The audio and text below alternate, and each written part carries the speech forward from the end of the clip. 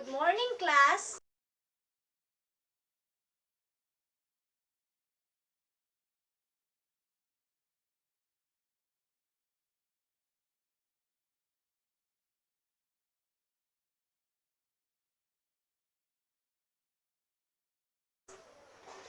I'm your teacher for today. I am Marisol Caballero. And for your attendance, who's absent for today? So how's your day? Is it good so far? That's good to know. So are you ready to discuss our new topic today?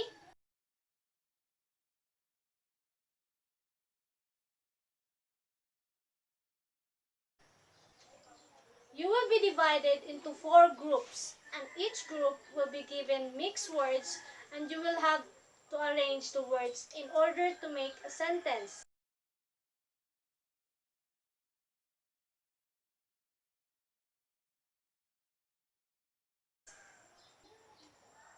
Very nice. I am very pleased you are able to finish the task given to you.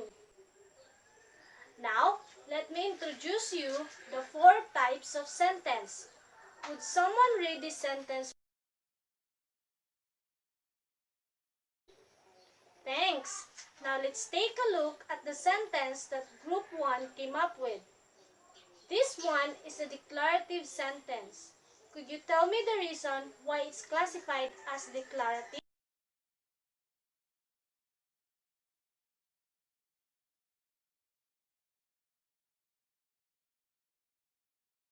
Very good. Well said.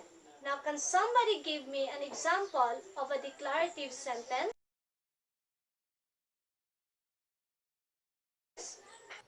Nice answer. Now let's talk about the second type of sentence. Would someone read the definition written on the board?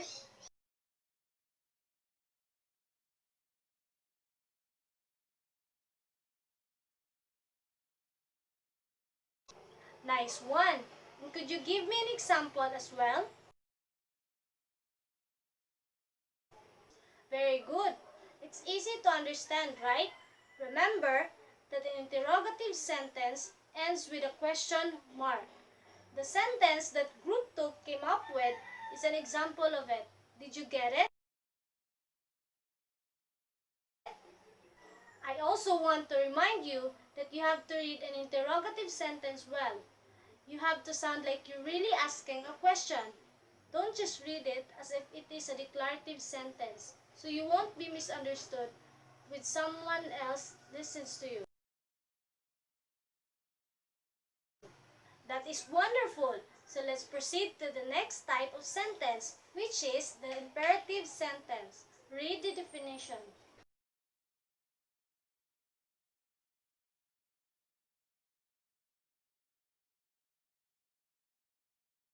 Thanks. Now let's check the sentence that Group 3 came up with.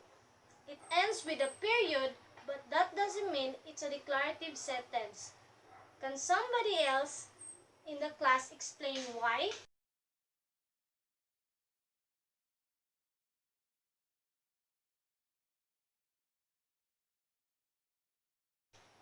You got it. Perfect. Now I want you class to give me an example of the imperative sentence that gives an order or direction. Oh, well done. So what about an imperative sentence that expresses a request? Very good. Now let's discuss the last type of sentence, exclamatory sentence. Read the definition.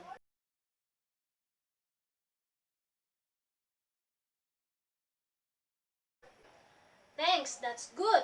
Now I know you'll find it very easy to understand its function. Can somebody give me an example of exclamatory sentence?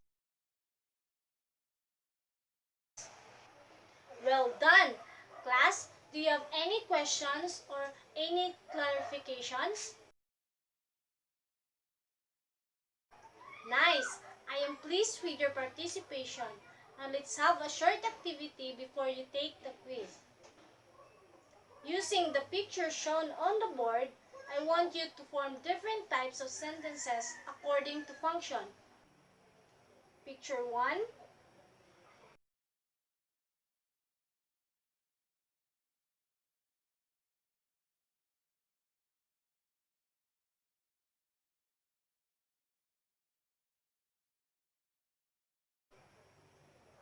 Picture 2.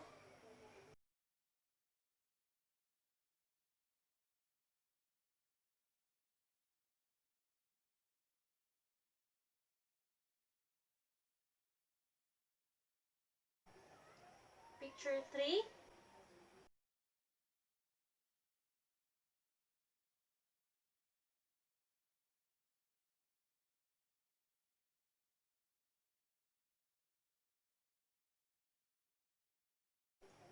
And picture 4.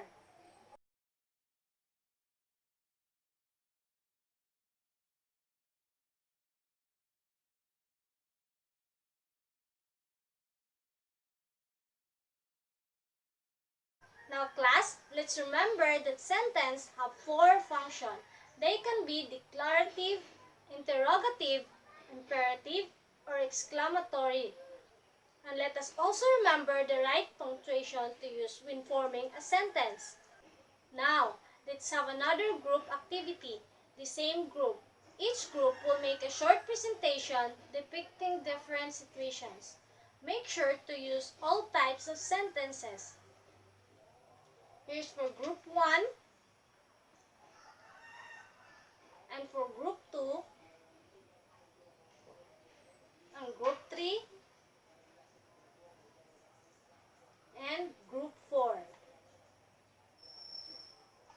Now, we're going to have a short quiz. For the direction, read each sentence carefully and identify their function. Write DC if it is declarative, INC if it is interrogative, IMC if it is imperative, and EC if it is exclamatory.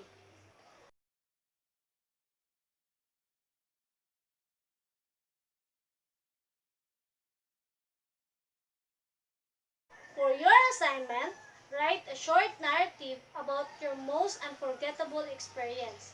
Use at least 4 declarative, 4 imperative, 4 interrogative, and 4 exclamatory sentences. Okay class, that's all for today and goodbye.